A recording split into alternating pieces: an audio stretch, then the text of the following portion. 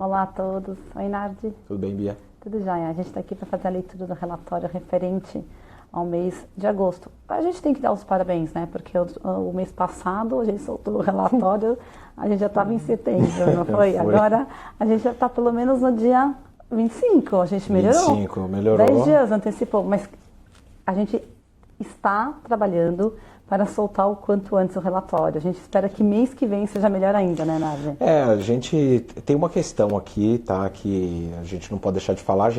Não é que a gente virou preguiçoso nem nada, acho que tem uma questão de fluxo, né? A gente trocou de administrador.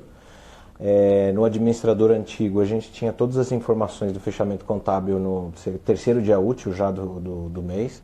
Hoje a gente tem, a partir do dia 15, isso se não precisar fazer nenhum ajuste, que tem acontecido alguns ajustes, principalmente porque teve uma mudança, né? Tem uma questão de sistemas que precisam ser alimentados, contratos, informações, e que assim, isso demanda uma sinergia operacional entre gestor e administrador, e até a gente deixar redondo, a gente prefere demorar um pouquinho mais, mas soltar a informação certa do que soltar um negócio errado, né, Bia? É isso, é só legal você falar isso, porque quando a gente faz essa mudança, todos os relatórios, todos os contratos que a gente tem com os inquilinos, a gente tem que passar para o administrador, para eles validarem e terem certeza do que a gestão está fazendo está correto, né?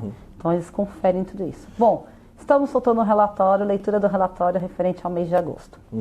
A gente começa, no momento do fundo, a mencionar o que a gente aprovou na Assembleia.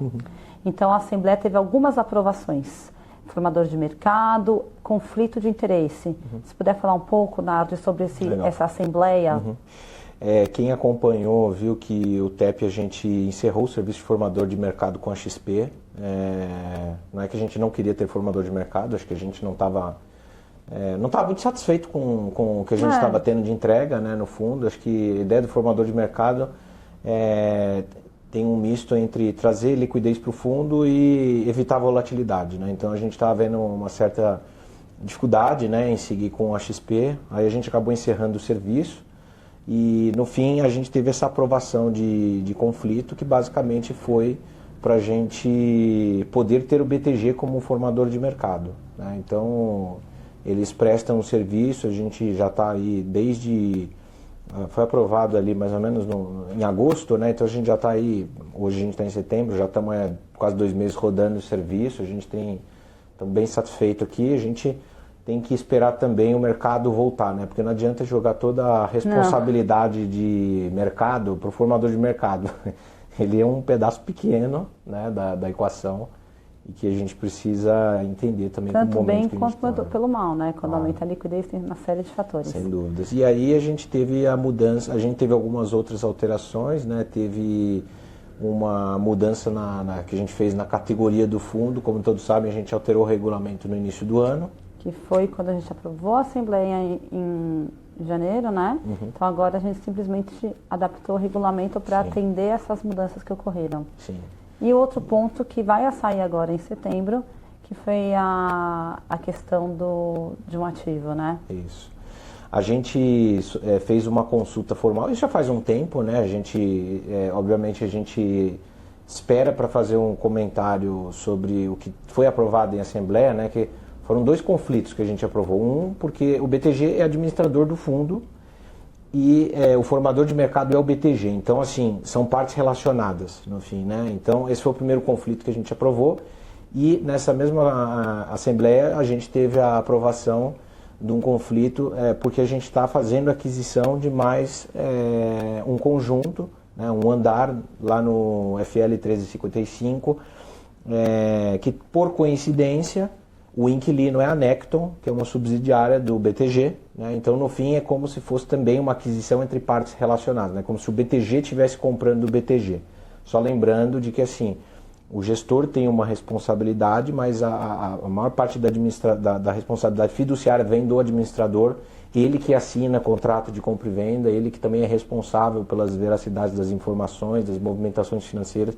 A gente é corresponsável, mas, no fim, quem faz essa assinatura, essa transação ser ratificada, é o administrador, e com isso, como a gente estava, o BTG, entre aspas, comprando o BTG, porque a Necton é uma subsidiária do BTG, teve que fazer a aprovação desse conflito no fim, né? A gente aprovou, hoje é dia 25 de setembro que a gente está gravando, e hoje a gente está soltando um fato relevante, contando toda a história, que a gente vai gravar amanhã para explicar, né, Bia?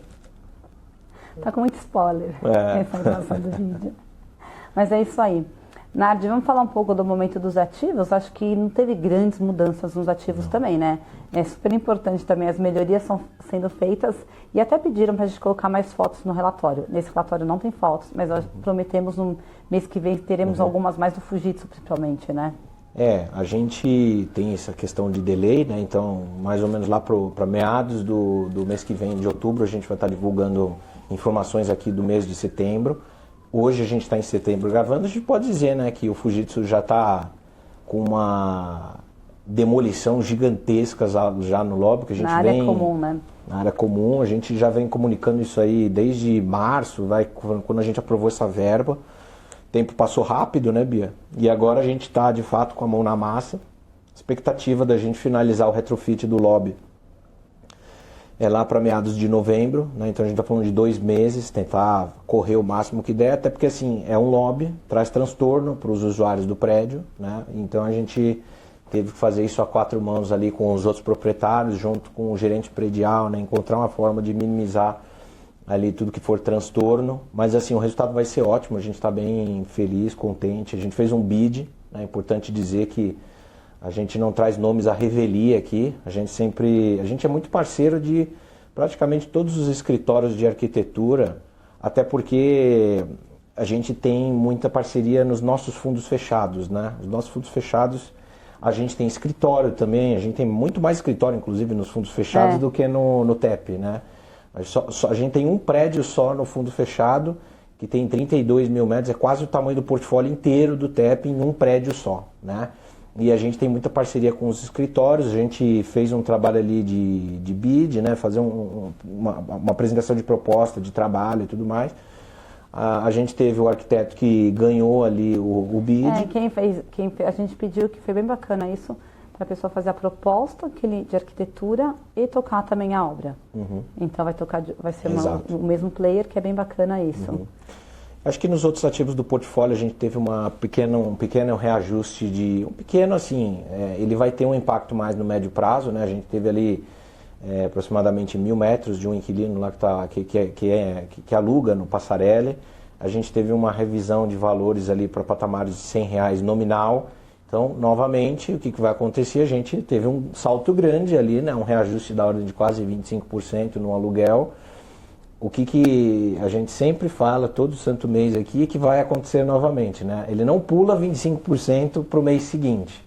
A gente faz chegar lá, né?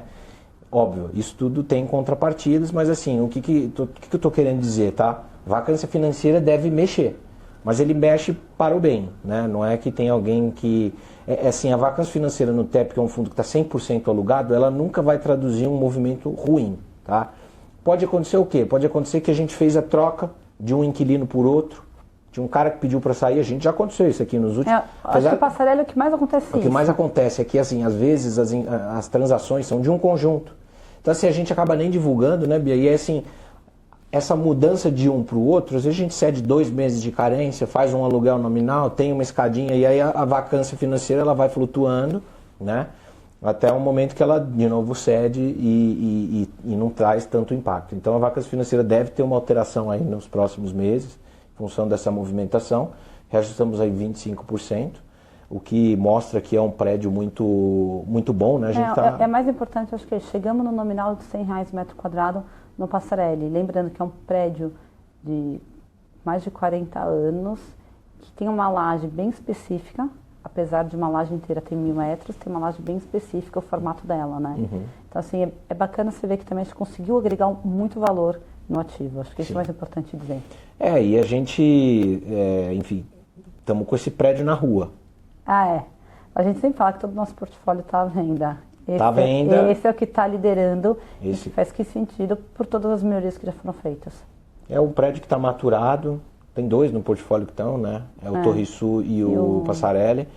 O Pão de Açúcar é um prédio que ele é, na verdade, vendável a qualquer instante, porque tem menos gestão ativa nossa, é um contrato atípico, é um excelente locatário, né? Então, Mas assim, a gente não vê muito movimento de venda de Pão de Açúcar agora. Nesse momento Né? que está mais difícil, né? Isso. E a gente Até se puder falar, desculpa te interromper, mas só pegando o gancho do Pão de Açúcar, como que está a reforma, lá, a questão estrutural, que a gente tem sido questionado também disso, né? Sim, já quem acompanha os relatórios vê que a gente já está praticamente há um ano com esse negócio, né?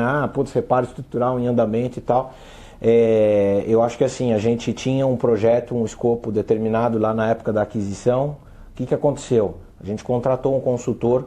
Essa aquisição do Pão de Açúcar, ela aconteceu de uma forma muito rápida, né? E aí, assim, a gente, na ocasião, nem o Pão de Açúcar, nem a gente conseguiu desenhar o melhor escopo, né?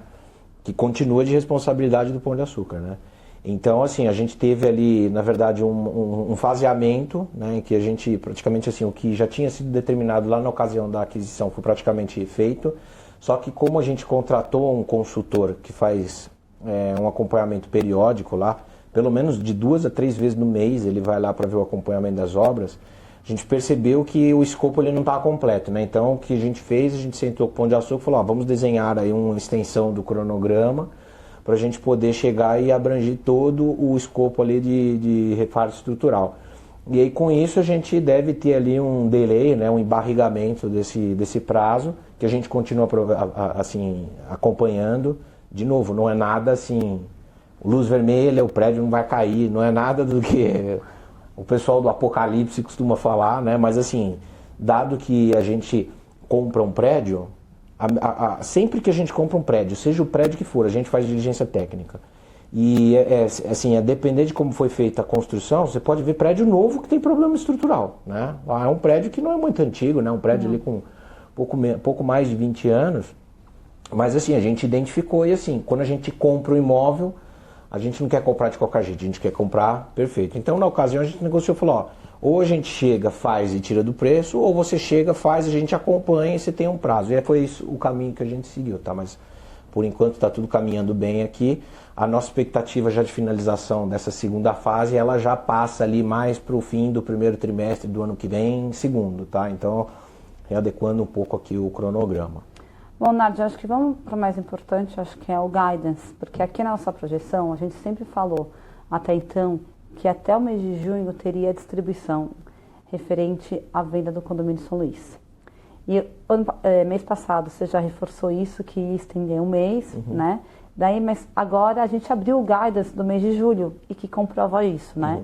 Então, lembrando que hoje a gente distribuiu 0,74, a gente está no guidance entre 0,70 e 0,78, e a partir de março do ano que vem, quando a gente recebe do São Luís, a última parcela do São Luís, né, não é do São Luís, mas é do quem comprou a última parcela do São Luís, a gente tem aí um patamar entre 1,25 e 1,35 que vai se estender a julho, perfeito? A gente comentou no último relatório que a gente tentou explicar um pouco do 0,91 que tinha sido distribuído, e tinha um 0,74 que a gente falou que ia acontecer, né? Então, como eu havia comentado, a gente ia fazer um ajuste, né? Então a gente ajustou basicamente o que aconteceu, que a gente deu um offset, embarrigou, foi um mês para frente ali, esse ganho de capital que estava previsto para acontecer em fevereiro, ele foi para março, tá?